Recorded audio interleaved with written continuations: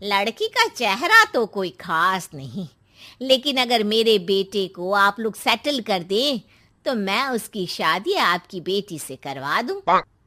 सृष्टि को लड़का बिल्कुल पसंद नहीं था। उसे भाई पर गुस्सा आ जाता है।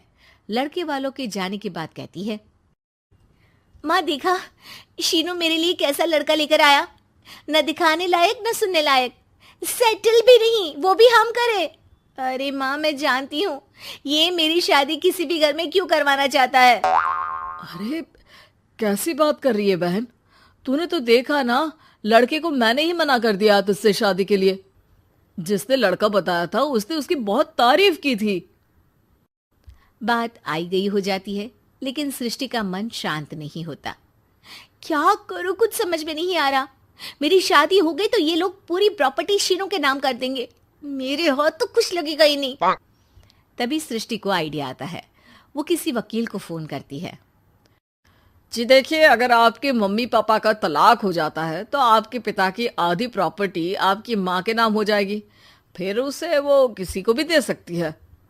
सृष्टि अब माँ को बेटे के खिलाफ भरती है। माँ शीनू पर नजर रखा करो, वो जिस लड़की के प्यार में है ना वो शादीशुदा है। यहाँ आएगी सारा पैसा रुपया जमीन जायदाद सब हड़प लेगी। पापा का भी हाल तुमसे छुपा नहीं है। ऐसा ना हो कि मैं और आप एक दिन सड़क पर भीख मांगे।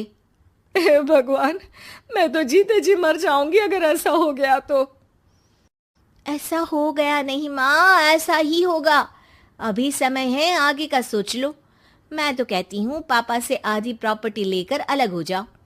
पापा की आधी प्रॉपर्टी भी हम लोगों को अगर मिल जाती है ना तो अगले 7 जन्म सफल समझो।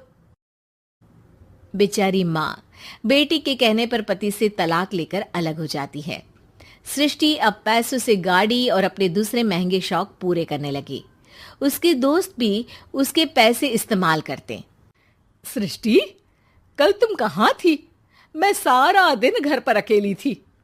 तो मैं क्या करूं? मैंने ठेका तो नहीं लिया है ना तुम्हें संभालने का। माँ को सृष्टि से ये उम्मीद नहीं थी। वो बैठकर रोने लगती है। वहीं उसका पति यानी कि सृष्टि के पिता आ जाते हैं। मैं जानता था कि तुम्हारा यही हाल होगा, तो आपने मुझे रोका क्यों नहीं? मैं रोकता तो तुम रुकती क्या? सृष्टि के कहने पर तुमने मुझ पर अपने बेटे पर शक किया, लेकिन तुम ये भूल गई कि कैसे हम दोनों ने मिलकर जीवन में इतना सब खड़ा किया। माँ पति के गले लग जाती है। मुझे माफ कर दीजिए, मैंने आपकी कमाई का एक बड़ा हिस्सा गवा दिया। कोई बात नहीं, तुम साथ हो तो मैं ऐसी 7 प्रॉपर्टी खड़ी कर दूंगा। तभी वहां सृष्टि आ जाती है रोते हुए। माँ, मयंक ने मुझे छोड़ दिया। वो बोल रहा था जब तक मेरे पास पैसे थे तब तक ही वो मेरे साथ था। पापा, माँ, मुझे माफ कर दीजिए।